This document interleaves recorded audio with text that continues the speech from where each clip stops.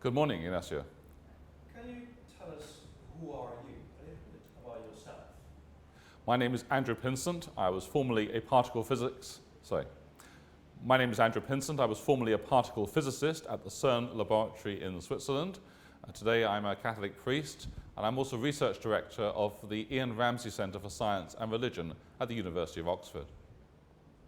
Thank you. Getting into the topic of this interview, Andrew, what would you think is the difference between minds and brains? Well, clearly when we think about ourselves, there's an aspect of us which is very physical. We can feel things in the world around us with our bodies. We taste things, we hear things. So there's this aspect that's very physical. But also, there's an aspect of us which is highly mental. We can think about things outside our everyday experience. Our minds and imaginations can range over space and time. We can, with the tools of science, investigate the very small, the very large. So there's an aspect of us that's physical and an aspect of us that's very intellectual or mental. And so it seems that the names we give to these two aspects, one is the brain, which is, if like, the unit of the... So I'll start again. The word mental, I shouldn't use the word mental. Let's go. Okay, so Andrew, what is the difference between minds and brains in human beings?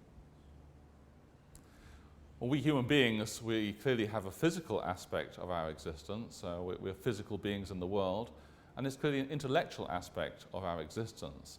The extraordinary range of things that we think about is a sign of this. So there's a name we give to the physical aspect, the body, and there's a name we give to the intellectual aspect, the mind. And in recent centuries, we've also discovered that there's a special organ of the body, the brain and the nervous system, which is, if you like, the instrument of the mind, the thing that makes the operations of intellect possible. And so there's a very close relationship between the mind and the brain, but they should be distinguished in certain important ways. Thank you. You happy? I'm pretty happy. It's not brilliant, but that's fine. Good. The second question for you.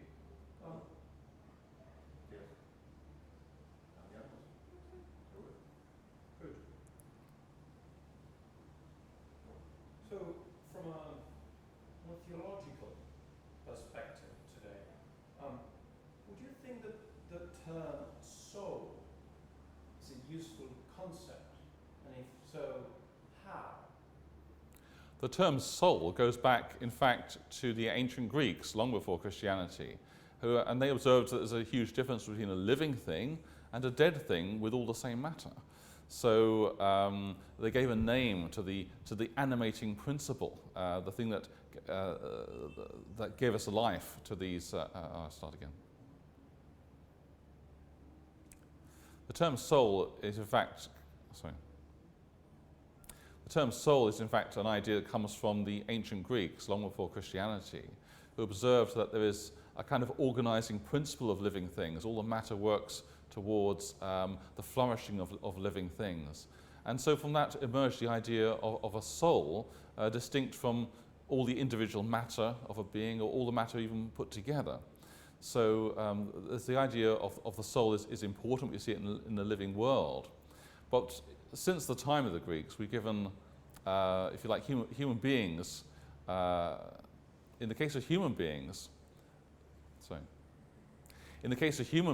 the soul has certain special qualities, the abilities of our minds to range over space and time, outside the flow of everyday experience, is a sign of this.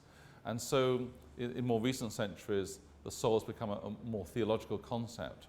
But we can't dispense with it. If we don't have it, we'll need to use another word to do the same job. So the soul is still, I think, very much a valid concept. Thank you.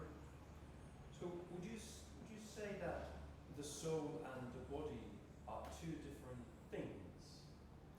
The idea that the soul and the body are two different things is really quite a modern idea and has influenced us very badly, I think. And I think in the modern age it's reinforced by the machines we've invented, the computers. So people think of the software as being like the mind or the soul, and the hardware as being like the body. I think it's a very unhelpful image. Back in the Middle Ages, there was a much more integral image, so that St. Thomas Aquinas says the soul is the form of the body.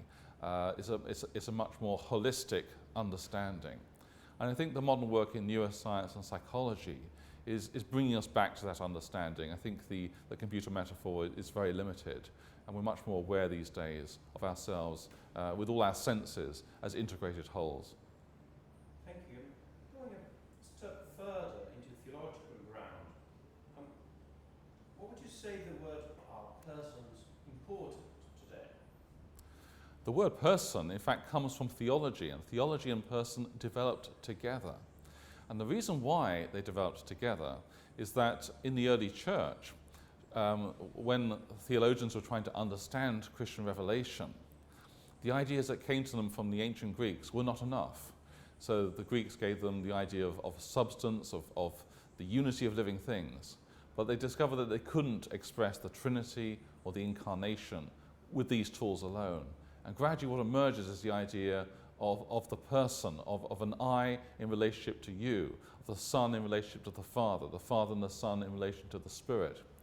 And as children of God in Christianity, then we also become, if you like, persons. We're recognized as persons. And so this idea has developed, if you like, symbiotically along with theology.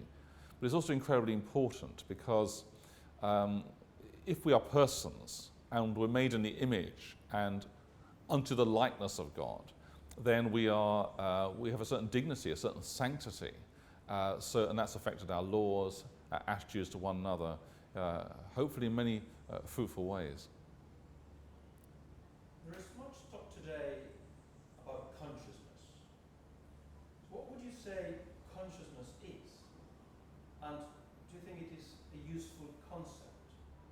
There is a great deal of talk today about consciousness and many arguments about consciousness and its importance, what it is, where it comes from, how can we test it, and so on. I think in some ways it's asking the wrong question. So consciousness is something that develops fairly late in a person's life. Psychologists tell us that it's only in this... Sorry, I have to change the Oh yes, that's fine. Have a little pause. Okay.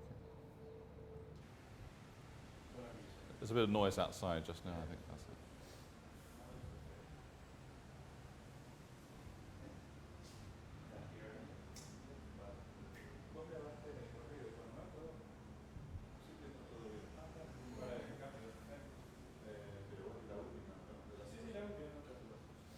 Just the last question.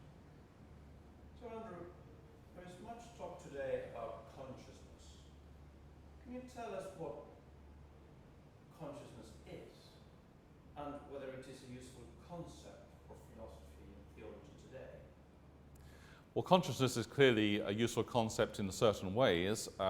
So I think, and I'm also aware that I'm thinking, and that's sort of reflexive, that being conscious of oneself as a thinking being needs a name, and consciousness is a useful name for it.